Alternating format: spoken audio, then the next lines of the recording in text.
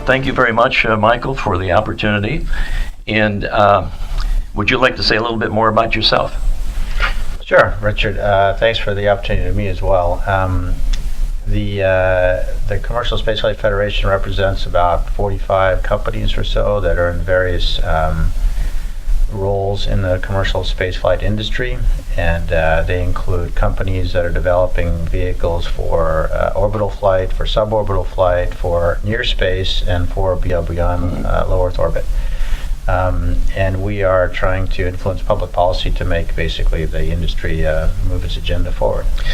And in light of Russia and China signing the 49, matter of fact, cooperation deals, how will it affect Russia and the United States space cooperation going forward?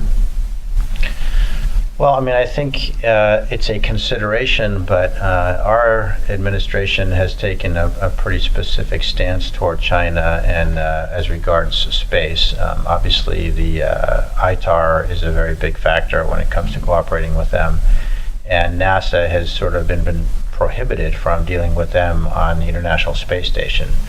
Now, whether the deals between China and Russia change that equation to some degree remains to be seen. I think that there are some voices within our industry that are calling for a greater cooperation with China. But this is obviously a government decision, which we'll just have to see what happens. Can you outline from your firsthand experience, for example, the importance of Russian space cooperation in light of U.S. companies like SpaceX and, of course, Orbital Sciences replacing the resupply function process for the ISS, going beyond 2015? Well, I should clarify that they haven't really replaced that capability, just complemented it. So now we have different vehicles. We still have the Russian vehicle. We have a European ATV that's taking cargo. We have the Japanese HTV that's taking cargo. And now we have two American providers that you mentioned, SpaceX and Orbital Sciences.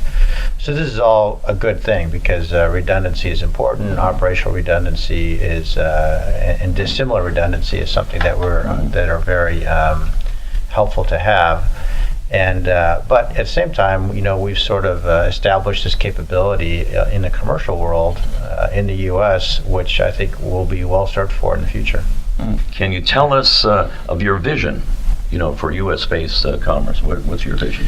Well, I think, in the not too distant future, we will see a thriving commercial economy in low Earth orbit. As I mentioned, transportation should be well established both for cargo and for people.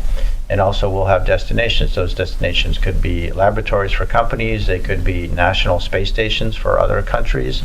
They could be destinations for tourism, for instance, a hotel that you may want to go to.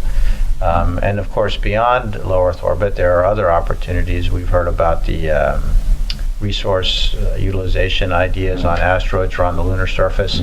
So these are all things whose time is coming. Well, Orion, of course, is NASA's next exploration spacecraft designed to carry some of the astronauts, hopefully maybe you want to go back in space, we'll talk about that in a minute, to destinations in deep space, including an asteroid and perhaps Mars.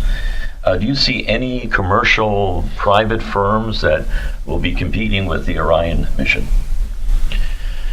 Well, I think that there have been some expressions of interest in going beyond LEO with commercial ventures. I don't think you'll see government participation in that because, that's what they've decided that Orion is going to be the vehicle for crew for them for the foreseeable future. But there has been talk in the press about a company called Space Adventures offering a trip around the moon, not to land on the moon, but around the moon in a modified Soyuz vehicle. There is a company that's interested, called Golden Spike Corporation, that's interested in bringing humans to the surface of the moon in a commercial way.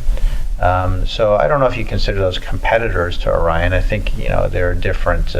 One is exploration or pioneering, as they're calling it now, and the other is commerce. So they're not necessarily competitors, but there may be more than one vehicle in the beyond LEO space coming up. So what's the first step in the frontier cycle, namely robotics, observational, deep space programs? They've already begun, as you know.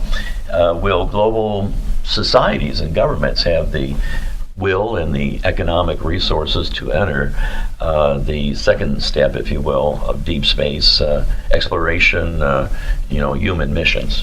You might have answered some of that question, by the way. Well, I think the answer is yes.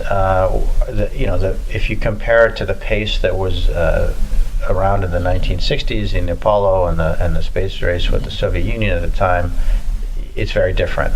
But we have been sending a steady stream of probes and robotic to other places, notably Mars, and I expect that to continue. Recently NASA has reiterated that is what they call the Horizon goal, is going to Mars with people.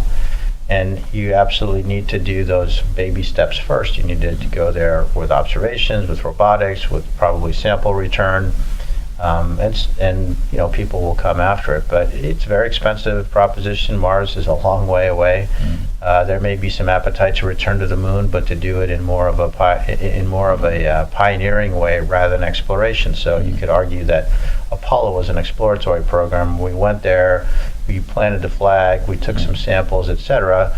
But now we want to pioneer. We want to go there and start, trying to quote unquote live off the land to some degree, to have a longer and longer presence as we do now in low Earth orbit, and learn what we can learn. And it's probably a wise thing to do before we ever attempt to do such a thing on Mars. I see. Well, do you think the final third step, if you will, permanent outer space human settlements, will become a reality? And if so, what is your idea of a date that this will happen? You project a date for everyone. Yeah, that's a really hard question. The first question is easy. Yes, I think it'll be a reality. The second one, I wouldn't venture to guess when we start having people leave the planet without plans of coming back. I think that's probably a generation or two away.